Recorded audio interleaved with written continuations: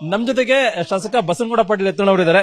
ಇದೇನು ಸರ್ ಉಚ್ಚಾಟನೆ ಯತ್ನಾಳು ಉಚ್ಚಾಟನೆ, ಈಗ 3ನೇ ಬಾರಿ ನಿಮ್ಮನ್ನ ಉಚ್ಚಾಟನೆ ಮಾಡಿದ್ರೆ ಬಿಜೆಪಿ ಹೈಕಮಾಂಡ್, ಏನ್ ಹೇಳ್ತೀರಿ ಸರ್ ಫಸ್ಟ್ ರಿಯಾಕ್ಷನ್? ಸತ್ಯ ಮಾತಾಡ್ತಾರೆ, ನೇರ ಮಾತಾಡ್ತಾರೆ. ಭ್ರಷ್ಟಾಚಾರ ಹಗರಣದಲ್ಲಿ ಸಿಕ್ಕಂತ ಯಡಿಯೂರಪ್ಪ ಕುಟುಂಬದ ಬಗ್ಗೆ ಮಾತಾಡಿದ್ದಕ್ಕೆ 3 ಸಲ ಉಚ್ಚಾಟನೆ ಹಿಂದೆ ಯಡಿಯೂರಪ್ಪನೇ ಇದ್ದಾನೆ. ಯಡಿಯೂರಪ್ಪನ ಕಾರಣ. ಉಚ್ಚಾಟನೆ ಕೂಡಲೇ ಯಡಿಯೂರಪ್ಪನ ಪರವಾಗಿ ಮಾತಾಡೋದಕ್ಕೂ ಉಚ್ಚಾಟನೆ ಇದೆ, ಯಡಿಯೂರಪ್ಪನ ವಿರುದ್ಧವಾಗಿನೂ ಉಚ್ಚಾಟನೆ ಇದೆ. ಉಚ್ಚಾಟನೆ ಆದ ಕೂಡಲೇ ವಿಜೇಂದ್ರ ಒಂದು ರಿಯಾಕ್ಟ್ ಮಾಡಿದ್ದಾರೆ. ಇಲ್ಲೂ ಒಂದ್ ಕಡೆ ಪಕ್ಷ ಯತ್ನಾಳ್ ಅವರ ನಡೆಯೆಲ್ಲ ಅವಲೋಕನ ಮಾಡಿನೇ ಅನಿವಾರ್ಯವಾಗಿ ಈ ಒಂದು ಕ್ರಮವನ್ನ ತೆಗೆದುಕೊಂಡಿದೆ ಅನ್ನೋ ಮಾತನ್ನ ಮಾಡಿ ಅವಂದೇನೇನು ಅವಲೋಕನ ಈಗ ಗುರ್ತಾಗ್ತದೆ. ಕೆಲವು ದಿವಸ ಅವಂದು ಗುರ್ತಾಗ್ತೈತಿಲ್ಲ. ಏನ್ ಸರ್ ಏನ್ ಗೊತ್ತಾಗುತ್ತೆ ಸರ್? ಬಂದು ನೋಡ್ತಾ ಇರ್ರಿ, ಕಾದು ನೋಡ್ರಿ.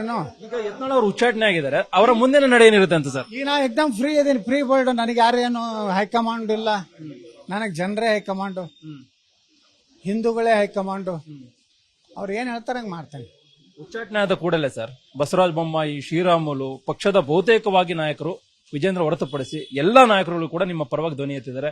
ಮತ್ತೊಮ್ಮೆ ಇದನ್ನ ಮರುಪರಿಶೀಲನೆ ಮಾಡಿ ಅನ್ನೋ ಮಾತನ್ನು ಕೂಡ ಹೇಳಿಕೆಯನ್ನು ಕೊಡ್ತಾ ಇದ್ದಾರೆ. ಅವ್ರಿಗೆ ಏನ್ ಹೇಳ್ತೀರಿ ಸರ್? ಮತ್ತೆ ಕಾರ್ಯಕರ್ತರು ಕೂಡ ದೊಡ್ಡ ಮಟ್ಟದಲ್ಲಿ ನಿಮ್ಮ ಪರವಾಗಿ ಧ್ವನಿಯನ್ನ ಎತ್ತುತ್ತಾ ಇದ್ದಾರೆ. ಹಿಂದುತ್ವದ ಒಬ್ರು ನಮ್ಮ ಧ್ವನಿನ ಕಿತ್ಕೊಂಡಿದ್ದಾರೆ ಅನ್ನುವಂಥದ್ದು.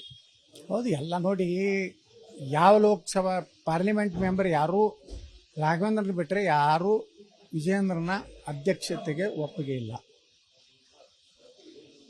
ಅವ್ರೆಲ್ಲರಿಗೂ ಬೇಜಾರಿದೆ. ಅವನ ದುರಂಕಾರ, ಅವನ ಒಂದು ಸ್ಟೈಲ್ ಆಫ್ ವರ್ಕಿಂಗು, ಅಲ್ಲಿಂದ ಅವನ ಹಿಂದಿರುವಂಥ ಒಂದು ಲೋಫರ್ಸ್ ಗ್ಯಾಂಗು ಅಂಥವ್ನು ತೊಗೊಂಡು ಪದಾಧಿಕಾರಿ ಮಾಡಿಕೊಂಡು ಏನೇನೇನೋ ನಡೆಸಿದ್ದಾನೆ. ಅದಕ್ಕೆ ಯಾರೂ ಸಮಾಧಾನ ಇಲ್ಲ. ಹಿರಿಯ ಏನು ನಮ್ಮ ಪಕ್ಷದ ನಾಯಕರಿದ್ದಾರೆ, ಅವ್ರು ಯಾರಿಗೂ ಗೌರವವಿಲ್ಲ. ಶ್ರೀರಾಮುಲು ಪಾಪ ಒಬ್ಬ ವಾಲ್ಮೀಕಿ ಜನಾಂಗದ ಒಬ್ಬ ಹಿರಿಯ ನಾಯಕ ನಮ್ಮ ಪಕ್ಷದಲ್ಲಿ, ಅವ್ರ ಬಗ್ಗೆ ಅಪಮಾನ ಮಾಡುವಂಥದ್ದು, ಬೊಮ್ಮಾಯಿಗೆ ಅಪಮಾನ ಮಾಡುವಂಥದ್ದು, ಎಲ್ಲರೂ ನೋವಿದೆ. ಆರ್ ಅಶೋಕ್ಗೆ ನೋವಿದೆ.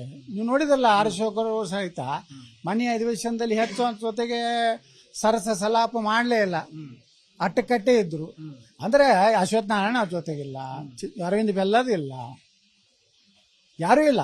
ಹಾಗಿದ್ರೆ ವಿಜೇಂದ್ರ ಮೇಲೆ ಯಾಕೆ ಸರ್ ಅಷ್ಟೊಂದು ಪ್ರೀತಿ ಹೈಕಮಾಂಡ್ಗೆ? ನೀವು ಹಿಂದುತ್ವದ ಪರವಾಗಿ ಕೆಲಸ ಮಾಡ್ತಾ ಇದ್ರಿ, ಹಿಂದುತ್ವದ ಪರವಾಗಿ ಇಷ್ಟೆಲ್ಲ ದೊಡ್ಡ ಮಟ್ಟ ಶಕ್ತಿ ಇದೆ, ಅದ್ರ ಬಗ್ಗೆ ಹೈಕಮಾಂಡ್ ಗೊತ್ತಿಲ್ವಾ? ಪದೇ ಪದೇ ನೋಡಿ, ಏನಾಯ್ತೋ ಗೊತ್ತಿಲ್ಲ. ಈ ಉಚ್ಚಾಟನೆ ಹಿಂದೆ ಮತ್ತೊಂದು ಲೆಕ್ಕಾಚಾರ ಹೈಕಮಾಂಡ್ ಇದ್ದಿದ್ರೆ ಯತ್ನಾಳ್ ಹೊರಗೆ ಹಾಕಿ ಮತ್ತೊಂದೇನೋ ನಿರ್ಣಯ ಮಾಡೋದಿದ್ರೆ ಅದನ್ನು ಇರ್ಬೋದು.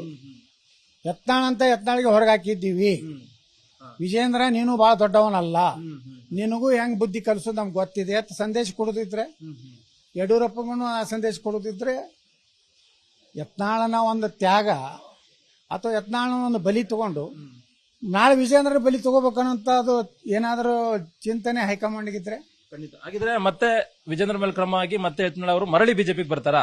ನೋಡಿ, ನನ್ನ ಬಿಜೆಪಿ ತಗೊಂಡೇ ತಗೋತಾರ. ಇವ್ರೇನ್ ಲಗ ಹೊಡಿಲಿ. ಇನ್ನೊಂದು ಚೇಲಾಗಳದಾರ ವಿಜೇಂದ್ರಂದು, ಎಲ್ಲ ಜಿಲ್ಲೆಯೊಳಗೆ ಒಂದೊಂದು ಸ್ಟೇಟ್ಮೆಂಟ್ ಕೊಡಿಸ್ತಾ ಇದ್ದಾರೆ. ಅವ್ರಿಗೆ ಎಲ್ಲರಿಗೂ ಎಚ್ಚರಿಕೆ ಕೊಡ್ತೀನಿ, ವಾಪಸ್ ನಾ ಬಿಜೆಪಿಗೆ ಬರ್ತೀನಿ, ಗೌರವಿತವಾಗಿ ಬರ್ತೀನಿ, ವಿತ್ ಪವರ್ ಬರ್ತೀನಿ. ಅವಾಗ ನೀವು ಏನು ಹಾರಾಡಿರಲ್ಲ, ಈಗೇನು ಹಾರಾಡ್ತೀರಿ, ಎಷ್ಟು ಹಾರಾಡ್ರಿ. ಅವ್ರಿಗೆಲ್ಲರಿಗೂ ಎಲ್ಲಿ ಇಡ್ಬೇಕು ಅಲ್ಲಿ ಇಡ್ತೀನಿ. ಯಾವ ವಿಶ್ವಾಸದಲ್ಲಿ ಯತ್ನಾಳ್ ಈ ಮಾತನ್ನ ಹೇಳ್ತಿದ್ದಾರೆ? ಉಚ್ಚಾಟನೆಗೆ ಹೊಂದಂತವ್ರು ಇಷ್ಟು ವಿಶ್ವಾಸದಿಂದ ನಿಮ್ಮದೇ ಆದಂತ ಅಭಿಮಾನಿಗಳು ಕಾತರದಿಂದ ಕಾಯ್ತಿದ್ದಾರೆ ಸರ್. ಮತ್ತೆ ಈಗ 2 ಸಲ ಉಚ್ಚಾಟನೆ ಮಾಡಿ ಯಾಕೆ ತಗೊಂಡ್ರಿ ಬಿಜೆಪಿ ಅವರು? ನಾನು ಹೋಗಿ ಯಾರಿಗೂ ಕೈ ಕಾಲು ಹಿಡಿದಿದ್ದಿಲ್ಲ, ಯಾರಿಗೂ ಹಿಡಿದಿನ ತಾವೇ ಕರೆದು ತಗೊಂಡಾರೆ. ಈ ಸಲ ಅಂತರೂ ಇಡೀ ರಾಜ್ಯ ತುಂಬ ವ್ಯಾಪಕ ದಿನ. ಮೊದಲು ಒಂದು ಸೀಮಿತ ಇತ್ತು, ಜಿಲ್ಲೆಗೋ ಅಥವಾ ಒಂದು ಭಾಗಕ್ಕೂ. ಈಗಿಲ್ಲ, ಇಡೀ ಕರ್ನಾಟಕದ 224 ಕ್ಷೇತ್ರಗಳಲ್ಲಿಯೂ ನಂದೇ ಆದಂತ ಒಂದು ಅಭಿಮಾನಿ ತಂಡ, ಹಿಂದೂ ಕಾರ್ಯಕರ್ತರು ತಯಾರಾಗಿದ್ದಾರೆ. ಹಿಂದುತ್ವನೇ ನನ್ನ ಮೂಲ ಮಂತ್ರ. ನಾ ಸುಮ್ಕೊಂಡಿರೋದಿಲ್ಲ ಮನೆಯಲ್ಲಿ, ನಾ ಹೋರಾಟ ಮಾಡ್ತೀನಿ. ಈ ಕುಟುಂಬವನ್ನ ಏನು ಮುಖ್ಯಮಂತ್ರಿ ಆಗ್ಬೇಕು, ಇವ್ರ ಮೊಮ್ಮಗ ಮುಖ್ಯಮಂತ್ರಿ ಏನು ಯಡಿಯೂರಪ್ಪ ಮನೆಯಲ್ಲಿ ಕೂತು ಜಪ ಮಾಡ್ತಾ ಇದ್ದಾನಲ್ಲ, ಇವನಿಗೆ ಬುದ್ಧಿ ಕಲಿಸಲಾರ್ದೆ ಬಿಡುದಿಲ್ಲ. ಉಚ್ಚಾಟನೆ ಆದ್ಮೇಲೆ ಯತ್ನಾಳ್ ಅವರು ಏನ್ ಮಾಡ್ತಾರೆ? ಹೊಸ ಪಕ್ಷ ಸ್ಥಾಪನೆ ಮಾಡ್ತಾರ ಅಥವಾ ಹಿಂದುತ್ವದ ಪರವಾಗಿ ಹೋರಾಟ ಮಾಡಿ ಮತ್ತೆ ಬಿಜೆಪಿಗೆ ಬರಳುವಂತ ನಿಟ್ಟಿನಲ್ಲಿ ಕಾರ್ಯತಂತ್ರ ಮಾಡ್ತಾರೆ? ಇದಕ್ಕೆ ಹೈಕಮಾಂಡ್ ನಾಯಕರು ಸಹಮತಿ ವ್ಯಕ್ತಪಡಿಸ್ತಾರೆ ಬರುವಂತ ದಿನಗಳಲ್ಲಿ. ನಾವು ಹಿಂದುತ್ವ ಪರವಾಗಿ ಹೋರಾಟ ಮಾಡ್ತೀವಿ, ಉತ್ತರ ಕರ್ನಾಟಕದ ಅಭಿವೃದ್ಧಿ ಬಗ್ಗೆ ಹೋರಾಟ ಮಾಡ್ತೀವಿ, ಕೆಪಿಸಿಯಲ್ಲಿ ಭ್ರಷ್ಟಾಚಾರ, ವಾಲ್ಮೀಕಿ ಭ್ರಷ್ಟಾಚಾರ, ಕಾಂಗ್ರೆಸ್ ವಿರುದ್ಧ ಹೋರಾಟ ಮಾಡ್ತೀವಿ. ನಾವು ಮಾಡಿ ನಮ್ಮದೇ ಆದಂಥ ಒಂದು ಶಕ್ತಿಯನ್ನ ಪ್ರದರ್ಶನ ಮಾಡ್ತೀವಿ. ಈಗ ನಾಳೆ ಯುಗಾದಿ ಇದೆ, ಹೊಸ ವರ್ಷದಿಂದ ಪ್ರಾರಂಭ ಮಾಡ್ತೀವಿ. ವಿಜಯದಶಮಿಗೆ ಏನು ಅನ್ನೋದು ನಿರ್ಣಯ ಘೋಷಣೆ ಮಾಡ್ತೀವಿ. ಹೊಂದಾಣಿಕೆ ಅನ್ನೋ ಒಂದು ಮಾತನ್ನ ಪದೇ ಪದೇ ಹೇಳ್ತಾ ಇದ್ರಿ. ದಾವಣಗೆರೆ ಮತ್ತೆ ಬೇರೆ ಬೇರೆ ಜಿಲ್ಲೆಗಳಲ್ಲಿ ಆಗಿದೆ ಅನ್ನುವಂಥದ್ದು. ಇದನ್ನ ನೀವು ಪ್ರಸ್ತಾಪ ಮಾಡಿದ್ರಿ, ಬಿ ಪಿ ಹರೀಶ್ ಅವರು ಕೂಡ ಪ್ರಸ್ತಾಪವನ್ನ ಮಾಡಿದ್ರು. ಅದೆಲ್ಲ ಒಂದ್ ಕಡೆ ಹೊಂದಾಣಿಕೆ ಬಗ್ಗೆ ಹೈಕಮಾಂಡ್ ಬಗ್ಗೆ ಕ್ರಮವನ್ನ ಕೈಗೊಳ್ಳೋದು ಬಿಟ್ಬಿಟ್ಟು ನಿಮ್ಮನ್ನೇ ಉಚ್ಚಾಟನೆ ಮಾಡಿದ್ರೆ ಎಷ್ಟು ಮಟ್ಟಿಗೆ ಸರಿ ಅಂತ. ಅದೇ ನಾ ಹೇಳ್ದಲ್ಲ, ಇದ್ರ ಹಿಂದೆ ಒಂದು ದೊಡ್ಡ ರಾಜಕೀಯ ಲೆಕ್ಕಾಚಾರ ಇರ್ಬೋದು. ಇದೇನು ಇವತ್ತು ವಿಜಯೇಂದ್ರ ವಿಜೃಂಭಿಸಲಾಕತ್ತಲ್ಲ, ಮುಂದೆ ನಾವು ವಿಜೃಂಭಿಸುವ ಕಾಲ ಬರ್ಬೋದು, ಹಂಗಿರ್ಬೋದೇನೋ. ಈ ಕೇವಲ 48 ತಾಸದ ವಿಜೃಂಭಣೆ ವಿಜೇಂದ್ರ ಮಾಡಿರ್ತಾನೆ. ಮುಂದೆ ನಾನು ಆ ಯಡಿಯೂರಪ್ಪ ಕುಟುಂಬದ ರಾಜಕೀಯ ಅಂತ್ಯ ಆದ್ಮೇಲೆ ನಾವು ವಿಜೃಂಭಣೆ ಮಾಡ್ತೀವಿ. ನಿನ್ನೆ ರಮೇಶ್ ಜಾರಕಿಹೊಳಿ ಎಲ್ಲ ಸೇರ್ಕೊಂಡು ಸಭೆಯನ್ನ ಮಾಡಿದ್ರಿ. ಹೈಕಮಾಂಡ್ ನಾಯಕರನ್ನ ಭೇಟಿ ಮಾಡ್ತೀರಾ ಸರ್? ಈಗಾಗಲೇ ಅವರು ಕೂಡ ಹೇಳಿದ್ದಾರೆ ಮತ್ತೊಮ್ಮೆ ಇದನ್ನ ಪುನರ್ ಪರಿಶೀಲನೆ ಮಾಡಬೇಕು, ಮನವಿಯನ್ನ ಮಾಡ್ತೀವಿ ಅಂತ. ನೀವು ಕೂಡ ಅವ್ರ ಜೊತೆಗೆ ಹೋಗ್ತೀರಾ? ರಮೇಶ್ ಜಾರಕಿಹೊಳಿ ಸೇರಿದಂತೆ ಕೇವಲ ನಿಮ್ ಜೊತೆಗೆ ಅಷ್ಟೇ ಇದ್ದಾರಾ? ರಾಜ್ಯ ಬಿಜೆಪಿಯಲ್ಲಿ ಮತ್ತಷ್ಟು ಜನ ನಿಮ್ ಜೊತೆಗೆ ಯಾರೆಲ್ಲ ಇದ್ದಾರೆ ಸರ್? ನೋಡಿ, ನಾನಂತೂ ಹೋಗೋದಿಲ್ಲ.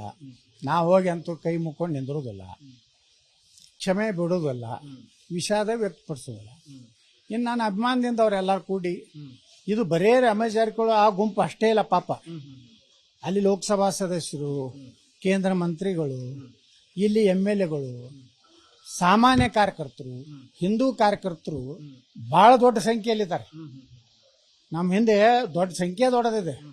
ಉಚ್ಚಾಟನೆ ಮಾಡಿ ಅಂದ ಕೂಡಲೇ ಯತ್ನಾಳ ಮುಗಿಲಿಲ್ಲ. ಯತ್ನಾಳನ್ನ ಶಕ್ತಿ 10 ಪಟ್ಟು ಹೆಚ್ಚಾಗಿದೆ.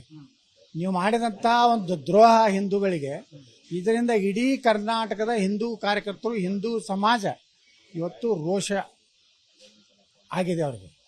ಅದರ ಪರಿಣಾಮನೇ ಇವತ್ತು ಇಡೀ ರಾಜ್ಯದಲ್ಲಿ ಇವತ್ತು ಜನ ಸ್ವಯಂ ಪ್ರೇರಣೆಯಿಂದ ಇವತ್ತು ಹೋರಾಟ ಮಾಡ್ತಾ ಇದ್ದಾರೆ. ಯತ್ನಾಳ್ ಅವರ ಶಕ್ತಿ ಏನು ಅಂತ, ಸ್ಟ್ರೆಂತ್ ಏನು ಪಟ್ಟಿಯಲ್ಲಿ? ಬರೀ ರಮೇಶ್ ಜಾರಕಿಹೊಳಿ ಮಾತ್ರ ಸಾಥ್ ಕೊಟ್ಟಿದಾರ, ಮತ್ತೆ ಬೇರೆ ಬೇರೆ ಯಾರು ಇದಾರೆ ಸರ್? ಯತ್ನಾಳ್ ಶಕ್ತಿ ಹಿಂದುತ್ವ, ಯತ್ನಾಳ್ ಶಕ್ತಿ ಬಿಜೆಪಿಯ ನಿಷ್ಠಾವಂತ ಕಾರ್ಯಕರ್ತ, ಯತ್ನಾಳ್ ಶಕ್ತಿ ಗೌಪ್ಯವಾಗಿರುವಂತ ಜನಪ್ರತಿನಿಧಿ. ಫೈನಲ್ ಆಗಿ ಒಳ್ಳೇದಾಗುತ್ತೆ ಸರ್, ನಿಮಗೆ ಶುಭಗಳಿಗೆ ಬರುತ್ತೆ. ಒಳ್ಳೇದಾಗಲೇಬೇಕು. 2028ಕ್ಕೆ ನಾವೇ ಅಧಿಕಾರದಲ್ಲಿ ಇರ್ತೀವಿ. ನಾವು ಮುಖ್ಯಮಂತ್ರಿ ಆಗ್ತೀರಾ ಸರ್? ನಾವು ಮುಖ್ಯಮಂತ್ರಿ ಆಗ್ಬೇಕತ್ತೇನೆ. ಜನರು ಹೇಳ್ತಾ ಇದ್ದಾರೆ ನೀವೇ ಮುಖ್ಯಮಂತ್ರಿ ಆಗ್ಬೇಕು. ಯಾಕೆ ಆಗ್ಬಾರ್ದು? ವಿಜೇಂದ್ರನೇ ಆಗ್ಬೇಕಾ? ವಿಜೇಂದ್ರ ನನ್ನ ಮಗ ಆಗ್ಬೇಕಾ? ಅದು ಆಗೋದಿಲ್ಲ. ರಾಜ್ಯದ ಜನ ಒಪ್ಪೋದಿಲ್ಲ. ನಾ ಆಗ್ತೀನಿ ಮುಖ್ಯಮಂತ್ರಿ, ನೋಡ್ತಾರೆ 2028 ಚಾಲೆಂಜ್. ಇದಿಷ್ಟು ಬಸನಗೌಡ ಪಾಟೀಲ್ ಯತ್ನಾಳ್ ಅವರ ಮಾತು. ಕ್ಯಾಮರಾ ಪರ್ಸನ್ ಶಿವಪ್ಪ ಜೊತೆಗೆ ಕೃಷ್ಣ ಜೀವಿ, ನ್ಯೂಸ್ 18 ಕನ್ನಡ, ಬೆಂಗಳೂರು.